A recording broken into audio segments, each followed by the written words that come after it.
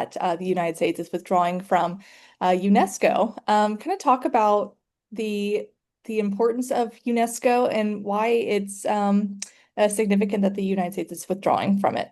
Sure. Well, you have to understand that UNESCO has a pretty broad mandate. It was founded after World War II to promote peace and international cooperation, and there's about 200 countries that are members.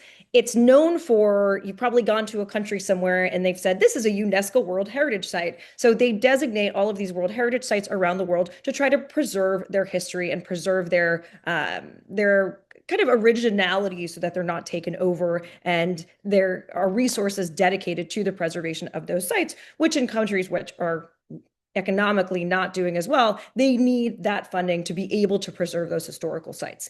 However, UNESCO has a really broad mandate. They also do things around AI ethics. For example, they produced the first ever global standard on AI ethics in November 2021. They're also famous for doing Holocaust education and actually educating teachers about the Holocaust, making sure that Holocaust education is in the curriculum and is in history books, because there's a lot of countries where it isn't. So they have an extremely broad mandate. So when the US pulls out, there's a lot of ramifications, but I'll leave that for the next question. Let's talk about that. With the US pulling out, is that more of just like funding, or is it like a messaging type of thing? So the US is pulling out from with UNESCO because the US doesn't like multilateralism under Donald Trump. Trump is all about America first. Unfortunately, what Donald Trump doesn't understand is that we don't exist in a vacuum anymore. We're a globalized world that depends on each other for international cooperation. He showed this with his lack of understanding of tariffs, that not having tariffs between countries can be a good thing because it means you're working together, and that actually this tariff war is completely unnecessary. So it's a symbol of American unilateralism with the lack of awareness of the impact of the rest of the world on the United States.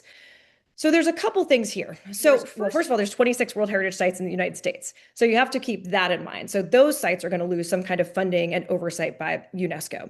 The other thing is Chinese influence. So we're supposed to be in this competition with China and scared of China's increasing influence and growth. However, we keep doing things that allow China to have more influence. So for example, with the decimation of US aid, China actually stepped up to fund programs that US aid was supposed to fund. For example, they gave $4.4 million to a Cambodian landmine clearing operation that was supposed to be funded by USAID. So that's an example of China. So China is the second biggest funder after the United States. And so now they're going to be the biggest funder of UNESCO. So obviously their influence is going to expand. Other things and other ramifications of the US's withdrawal from UNESCO.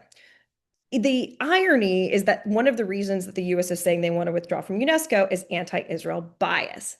That is malarkey. Let's put it politely. That is malarkey because the UNESCO is the only UN body with the explicit mandate to promote Holocaust education. This is why the American Jewish Committee actually came out and made a statement and said, please do not withdraw. This is a bad idea. That's because they've done a lot of impactful initiatives around, as I mentioned, combating anti-Semitism, around Holocaust denial, and around online hate, including developing all of these educational tools to counter Holocaust distortion, trainings in African countries and all sorts of countries, a web page with resources, e-learning courses for teachers on anti-Semitism.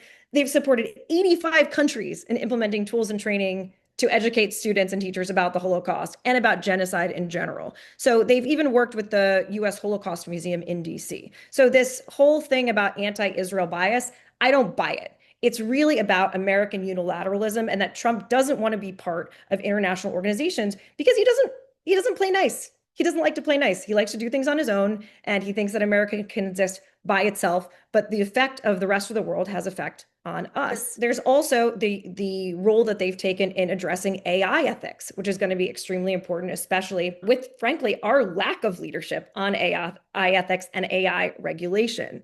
I mean, the UNESCO has also rebuilt things like the old city of Mosul, programs to support culture and education in conflict settings, biodiversity and natural heritage, girls' education. I mean, all of these things that support growth and development in other countries also benefit the US.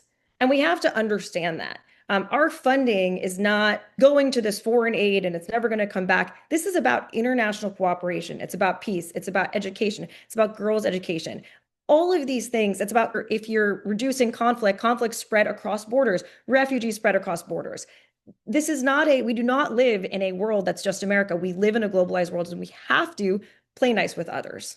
It's just upsetting to see the US decimate USAID, which was our foreign aid tool, which also enabled China's influence, withdraw from the WHO. It's like we're trying to withdraw from the world and hide in a corner. And COVID proved you can't do that. It doesn't work. And we have to be able to work together.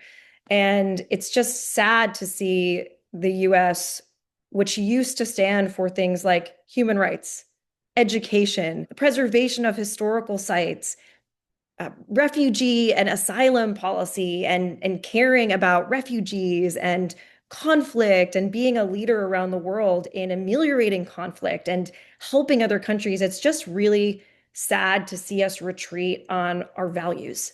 And it makes me sad and as an American to look at this country that I love so dearly and see that everything we're doing is against what I see as United States values.